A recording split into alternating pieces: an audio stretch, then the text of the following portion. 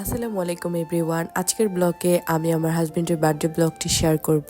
যে মানুষটা আমাদের হ্যাপি করার জন্য দিনরাত পরিশ্রম করে যায়, তার কিছু স্পেশাল দিনকে আরো বেশি স্পেশাল করার জন্য আমরা তো এতটুকু করতেই পারি। তো আমি অনেক বেশি কনফিউজ ছিলাম তার বার্থডেতে কি দেওয়া যায়, বাট অনেক কিছু ভাবার পর ডিসাইড করলাম যে সময়টা মানুষের অনেক গুরুত্বপূর্ণ, তাই আমি তাকে একটা ওয়াচ গিফট করি। তো যেই ভাবা সেই কাজ, ওয়াচ কেনার জন্য চলে গেলাম। আমি একা তো কিছুই পছন্দ করতে পারবো না, তাই সাথে আমার দুইটা ফ্রেন্ডকে নিয়ে গেলাম যাতে ওরা আমাকে হেল্প করতে পারে। তো কফি কালার মধ্যে একটা চুজ করি, বাট আমার ব্ল্যাকটা পছন্দ হচ্ছিল, বাট আমার ফ্রেন্ডরা বললো কফি কালারটা বেশি ভালো লাগবে। তো কফি কালারটা কিনে আমি বাসায় চলে আসি। বাসায় এসে যখন আমি আমার আব্বু আম্মুকে দেখাচ্ছিলাম, তখন আমার আম্মু বললো এটার মধ্যে একটু প্রবলেম আছে। তো কথায় আছে না, যেটা নসিবে থাকবে সেটা আপনি আপনি আসবে, রিজিক বলে একটা কথা আছে। নেক্সট ডে আমি ওইটা চেঞ্জ করতে যাই, বাট ওই কফি কালারটা অ্যাভেলেবেল ছিল না। তো ঘুরে ফিরে আমার ব্ল্যাকটাই নিতে হলো। একদিকে মনে মনে ভাবতেছিলাম, যেহেতু ব্ল্যাকটা আমার ফার্স্ট চয়েস ছিল তো ওইটাই নেওয়া হলো। যেহেতু খুব শর্ট টাইম ছিল সেহেতু আমি র্যাপিং করতে পারিনি, ভাবছি পরে করব, বাট সময় হচ্ছিল না। তো ভাইয়াটা আমাকে ইচ্ছা করে বললো যে আপু থেকে হেল্প করি, একটু র্যাপিং করে দেই। উনি বুঝতে পারছে যে আমার কাছে একদমই সময় নেই আমি কখন র্যাপিং করব, তার জন্য উনি আমার র্যাপিংটা করে দিল।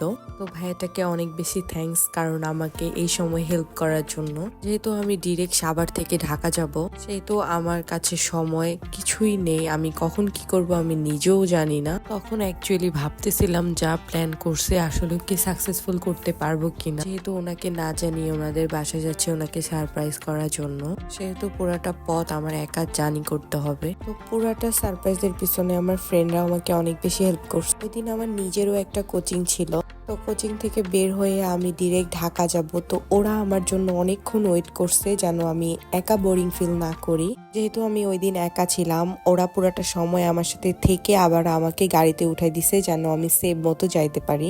ওদের থ্যাঙ্কস দিয়ে ছোট করবো না, মন থেকে অনেক বেশি ভালোবাসা আর অনেক বেশি দোয়া। সাথে আমার ননদ অনেক বেশি হেল্প করছে, যেহেতু আমি অনেক জানি করে গেছি। ভাবছি যে কেক বানাবো, তো আমি কেক বানাতে গিয়ে অনেক বেশি বিজি হয়ে যাই। ওইদিকে যতটুকু শর্ট টাইমের মধ্যে পারছি বার্থডে ডেকোরেশনটা করে ফেলছি, ওইটাই আমার ননদ হেল্প করতেছে। তো ছোটখাটো করে বার্থডে সেলিব্রেট করতেছে, সেহেতু বিরিয়ানি না হলে তো বার্থডেটা পরিপূর্ণ হবে না। তো আমার শাশুড়ি অনেক মজা করে একটা চিকেন বিরিয়ানি রান্না করছে, এখনো আমার এটা দেখে খেতে ইচ্ছে হচ্ছে। ওই দিন বিরিয়ানিটা এত বেশি মজা হয়েছিল। বরাবরের মতো বিরিয়ানিটা আমার অনেক বেশি ফেভারিট। আমি তো 2 প্লেট খেয়ে ফেলছি, ভিডিও করার কোনো ইচ্ছাই ছিল না, বাট পরে লাস্টে একটু ভিডিও করে নিছি। আর এইদিকে এই যে আমাদের ব্রাউনি আমাদের খাবার খাওয়া দেখতেছিল। এই যে বার্থডে বয়ের অবস্থা পুরা বেহাল। ও আরেকটা কথা তো শেয়ারই করি নাই, আমি 10:30টার মধ্যে কেক টেক ডেকোরেশন করে পুরা রেডি করে বসে যাব, তখনই বার্থডে বয় চলে আসে আর তিনি সারপ্রাইজটা দেখে ফেলে। তো প্রপার ভাবে গুছিয়ে আমি ওইরকম সারপ্রাইজ দিতে পারিনি, বাট সে অনেক বেশি সারপ্রাইজ হয়েছে। তো শর্ট টাইমের মধ্যে যতটুকু ডেকোরেশন করে কেকটা বানাইতে পারছি, এতে অনেক বেশি আলহামদুলিল্লাহ টেস্টটা অনেক বেশি ভালো ছিল। ছোটখাটোর মধ্যে একটু ডেকোরেশন করে এই তো আমার কেক প্লাস ডেকোরেশন। কমেন্ট করে জানাইও ওভারঅল কেমন হয়েছে।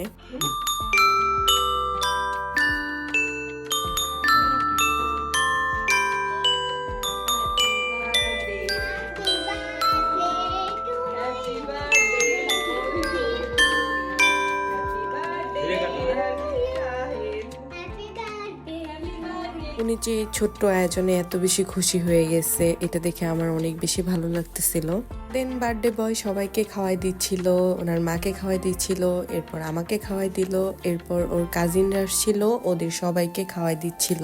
এরপর আমি যে একটু খাওয়াই দিব সে কথা আমি ভুলে গেছি, ও সবাইকে খাওয়াই দিচ্ছিল, ওইটাই আমি দাঁড়ায় দাঁড়ায় দেখতেছিলাম। দেন একটু ঢং করে বললাম আমি তোমাকে খাওয়াই দিই, এই ক্লিপটা নিয়ে রাখো। দেন আমাকে একটু ঢং করে খাওয়াই দিল। দেন ফাইনালি ওর গিফটটা ওকে দিয়ে দিলাম। গিফটটা পেয়ে তো অনেক খুশি হয়ে গেছে। এখনই খুলবে নাকি আমাকে বলতেছিল, আমি বললাম হ্যাঁ এখনই খুলো, গিফট দেওয়ার মজাটাই এখন, আবার গিফট খোলার মজাটাও এখন। তো ওর হাতে কেক ভরা অবস্থায় ওইটার নাম মুছেই ও গিফটটা ওপেন করতেছিল।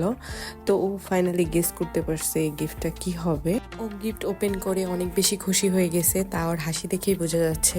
তো আমার এত বেশি পরিশ্রম একদম সফল হয়ে গেছে ওর হাসিটা দেখে। দেন আমি বললাম আসো একটু ঘড়িটা পরাই দিই, তোমাকে কেমন লাগে দেখি। তো আজকের ভিডিওটা এই পর্যন্তই। সবাই ভালো থাকো, সুস্থ থাকো, আল্লাহ হাফেজ, টাটা, আসসালামু আলাইকুম।